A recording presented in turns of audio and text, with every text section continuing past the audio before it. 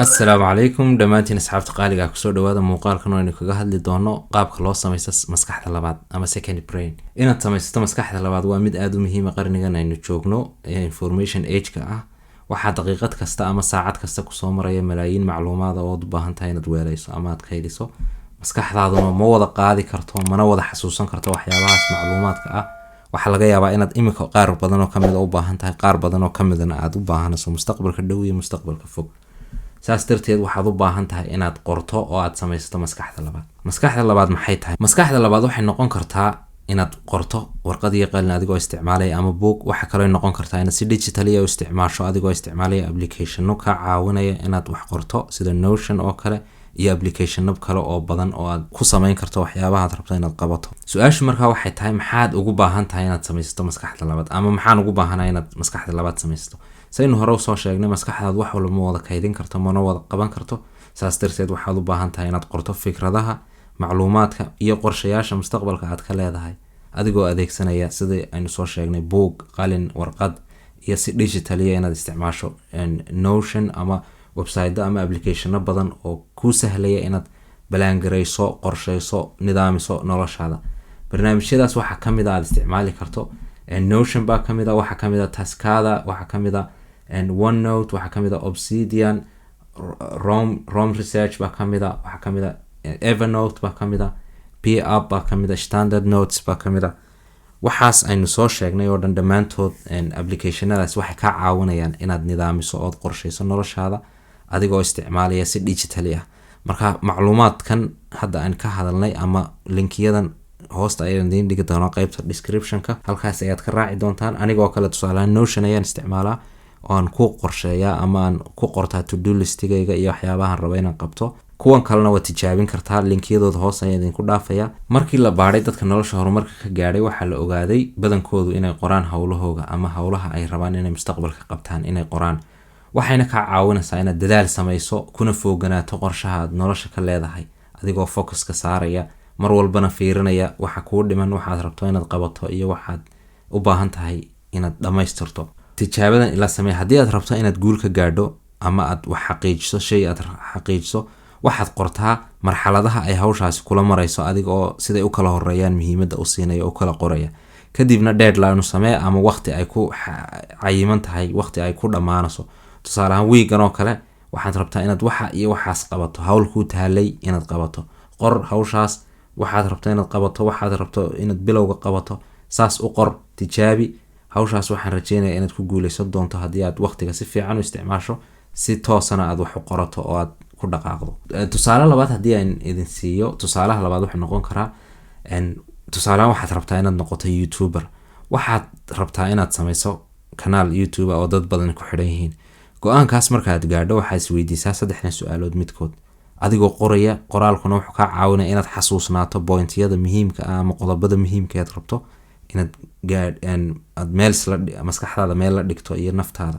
waxaa kamid ah qodobka koowaad wuxuu noqonayaa maxaad rabtaa inaad bulshada kusoo kordhiso. marka hore intaanad YouTuber noqon maxaad rabtaa inaad bulshadii usoo gudbiso? ma inaad wax bartaad rabtaa, ma inaad qur-aanka bartaad rabtaa, ma inaad xadiis soo gudbisaad rabtaa, ma inaad cashira ku bixisaad rabtaa?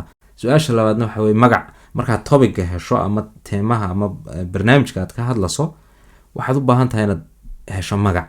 magacu wuxuu noqon karaa magaca adiga aad shaqsiga aad u leedahay. waxa kalood ka dhexeli kartaa topic aad ka hadlaso ama barnaamijka aad ka hadlaso ayaad magaca ka dhexeli kartaa, ama Soomaali ha noqdo ama wax kale ha noqdo. luqadda kolba kuu fudud baad kusoo gudbinaysaa haddii ay English tahay iyo haddii ay Carabi tahay iyo haddii Soomaali tahayba. su-aasha saddexaadna waxay noqonaysaa maxaan u rabaa inaan YouTuber noqdo. saddexdaas su-aalood waa muhiim markaad tusaalahan aynu dul istaagno. saddexdaa qodob faahfaahintooda qor, isku day haddii aad tahay qof yacni barnaamijkan damacsan inuu sameeyo. kadib markaad intaas samayso ayaad step by step usii kala qaadqaadaysaa saad u kala horreysiin lahayd iyo saad usii wadi lahayd. okay, applicationka ugu horeeya ee aan maanta dooranay inaynu ka hadalno ama overview yar ku sameyno waa Notion iyo qaabka aynu isticmaali lahayn. marka aniga tusaale ahaan waxaan isticmaalaa Notion. marka Notionka ayaan waxoogaa yar overview idinka siinaya. linkiga hoosta yaala ee aan description-ka dhigay ayaad ku dhufan doontaa. kadib page-kan ku keenaya. page-kan waa page-ka hore ee Notion-ka oo ah qaybtii hore ama sign inaad ka sameynaysa iska diiwaan ka gelisay accountka haddaad hore u lahayd iyo sign upkii oo ah haddii aad account cusub samaysanayso. marka labadiiba halkan way ku yaalaan. halkan oo kale tusaale ahaan to do list baad u isticmaalaysaa oo waa tusaale yar ku siiyay waad iska masaxaysaa waxaan kuwaad rabto aad ku bedelan kartaa. haddaad rabto inaad ku sii darto waxaad odhanaysaa sidan halkan enter umaad siinaysaa kadib to do list kale kuugu sii darayaa. markaad hawsha qabatana waxaad leedahay tick baad saaraysaa waan ka gudbay macnaha hawlahaas waan qabtay. haddaad rabto inaad labadan shaqays kala hormariso tanaad halkanaad qabanaysaa waad tuujinaysaa kadib kor baad marinaysaa. kan waa magacayna kusoo qoranay AE kadib waa kan halkan kugu soo dhaweynayaa qaabkaad u isticmaalayso waxoogaa tusaalayaal ku siinayaa tusaalayaashan waad raaci kartaa. marka waxaynu leenahay quick note oo kale haddaad rabto inaad qorato click baad odhanaysaa waa kan hadda halkan inooga muuqda quick note-ku. halkan haddii aad rabto inaad wax ku darto ma waxaad rabtaa inaad text ka dhigto ma inaad page abuurtaad rabtaa ma inaad to do list samayso. hadda wuxuu inoo dooran yahay oo inoo saaran qaybta to do listiga.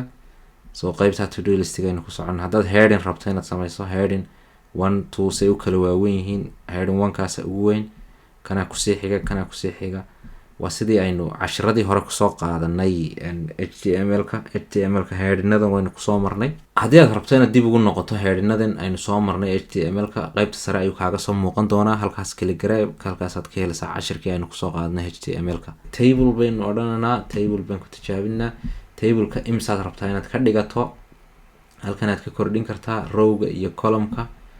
marka halkan haddii aad rabto plus baad siisanaysaa rowga kuusii kordhaya xagan kalena haddaad plus ka siiso column-ka kuusii kordhaya marka tableka ku yaala halkan haddii aynu ka dhignaba jadwalka qof tusaale ahaan ardayaba kasoo qaad inaad tahay marka week waxyaabahaad qabato weekdayskii tusaale ahaan Monday bay ka bilaabantaa markaad aan eegno sidan maaragtay reer galbeedka wadamadan qurbaha haddaad joogto. haddii aad wadankii joogto ama wadan muslima joogtana waxay kaaga bilaabmaysaa sabti. marka taa muslimka aynu ku soconno axad okay maalmihii toddobaadka waan dhammaystiray sabti axad ilaa khamiis iyo jimce toddobadii cishe maalinta waynu dhammaystirnay. marka haddii aad maadooyinkii qoranayso tusaale ahaan aad rabto inaad akhrido maalinta sabtidoo kale waxaa tiri waxaan akhrisanayaa biology baad rabtaa waxaan uu kasoo qaadanaa qof ardaya oo isticmaalaya qaabkii uu isticmaali lahaa tusaale ahaan maalmihiisa toddobaadka 5 galabnimo ilaa 6 galabnimo ama let's say aan idhaahnaba 7 fiidnimo. okay waan ku dhammaystirnay tusaalihii aan rabnay inaanu samayno oo wakaas maalinta sabtida ilaa iyo maalinta jimcaha maadaama maalin jimco maalin cibaado ay tahay free baan ka dhignay. intaa kalena waqtigaas saasaad ugu samaysanaysaa. haddii aad rabto inaad mid kale kusii darto halkan qaybtan aad blastaasaad click siinaysaa waxaad ku darsan kartaa saacadda wixii ka dambeeya intaa tusaale ahaan 7 wixii ka dambeeya 7 iyo barhka ilaa iyo 8 iyo barhka maxaad qabanaysaa wixii kalead qabanaysaa ayaad kusii darsanaysaa. okay qaybtan sare ee option-kuna waxay kuu sameynaysaa options bay ku siinaysaa ama doorashooyin.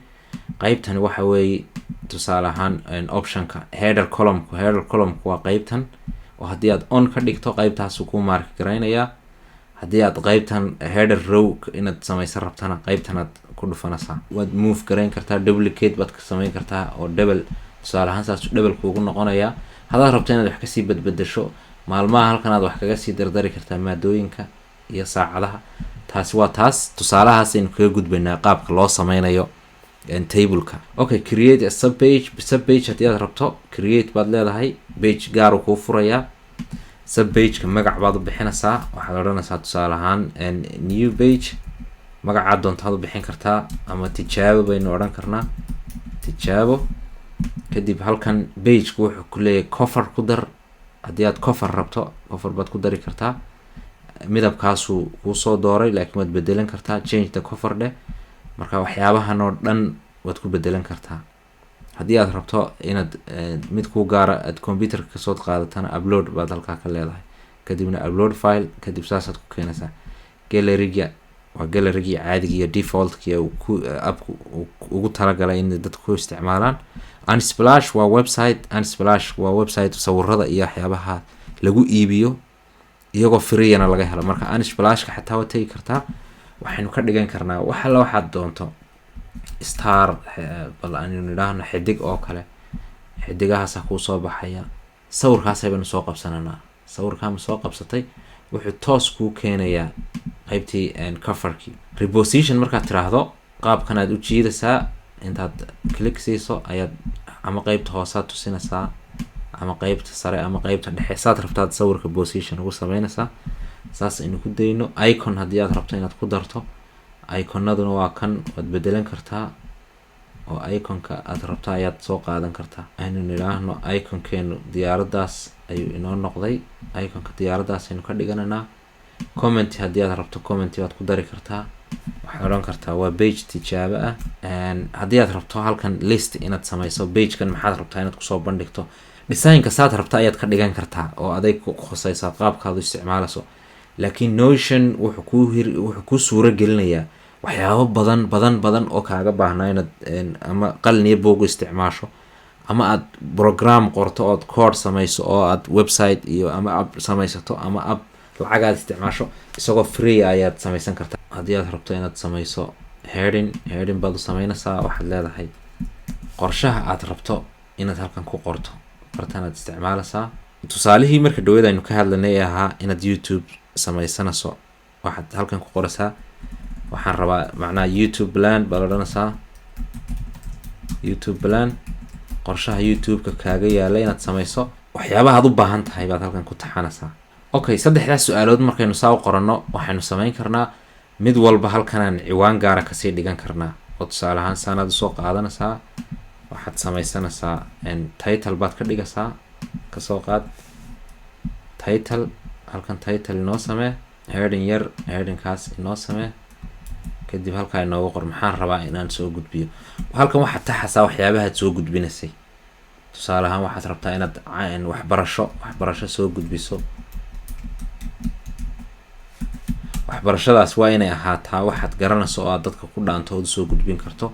halkan waa inaad iyadana saa ugu sii taxdaa. markaas page-kani saasuu kuugu samaysan yahay oo waa kan aanu samaynay. coverkii baynu u samaynay, emoji waxaynu u samaynay, iconkii baynu u samaynay, ciwaankii baynu u samaynay. waxyaabahaas oo dhan waa qaabka aad u isticmaali karto ee aad u qurxisan karto page-kaaga. marka template-yo kuu diyaara baa jira oo uu Notion leeyahay. template-yadaas midkaad rabto ayaad isticmaali kartaa. kadib kanoo kale waa tusaalehaan to-do list template diyaar ah. project task baa isaguna jira oo isaguna kuu diyaara oo isticmaali karto. waxaa kaloo halkan jira meetings, documents, waxyaabahan oo dhan. marka isku day inaad Notion-ka si fiican u dhex gashood adigu isa sii barto, waayo waa tusaalayaal yaryar oo kooban. marka halkaas haddii ay jiraan buugaaga aad rabto inaad akhrido oo kale, reading list oo kale halkan aad samaysanaysaa. buugaagta aad rabto inaad akhrido ama aad rabto inaad ku samayso review ku samayso ama aad rabto inaad waxyaabaha qaar buug kasta ka qorato, halkan aad saa ugu samaynaysaa. media oo kale haddii aad rabto inaad wax soo gudbinayso oo kale, podcast, journalkana waxyaabaad ku qorqori kartaa, sheekooyin, waxyaabaad ku samayn kartaa ama sheeko ha noqoto ama cashir ha noqoto ama waxaad rabto inaad summarize garayso oo aad soo koobto, kanaad journalkanaad u isticmaali kartaa isagana. marka intaas yare kooban ayaan maanta idinka tusayaa insha allahu Notion iyo qaabka aad u isticmaali lahayd. adiga isa sii bari karaa, wax saa usii adag maaha, waa user friendly, waa wax aad u fudud inaad isbarto. haddii aad jeceshihiin inaan muuqaalka soo sameeyo isaga oo sidan ka faahfaahsan aan ogaado, insha allahu qaybta commentiga igu dhaafa haddii aad rabtaan inaan muuqaalka soo diyaariyo Notion-ka oo dhammaystiran inagoo tusaalooyin iyo waqti badan sii gelinayna.